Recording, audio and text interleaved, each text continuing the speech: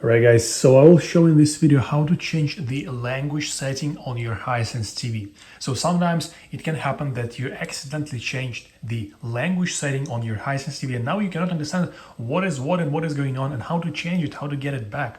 Okay, so I'll show you how to do it. First of all, we need to take our remote control and scroll all the way to the left to open this settings section. It can be in a different language. I understand that you probably cannot understand what is going on here, but I will explain you how to find the right setting. Okay, so first of all, we need to find this setting with this kind of icon on the left. Okay, so we need to click on that once.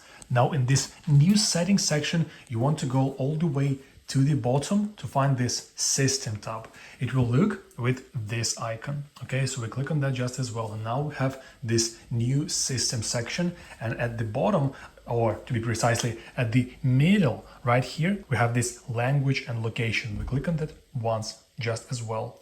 And then what we need to do is we need to change this menu language, which is the third from the top. Okay, so we click on that once and then just change it to a preferable language you need. For example, in my case, it's English. Okay, so I will set it and leave it right here. Now, if we're going to the bottom of this section, we can also choose and change the audio language.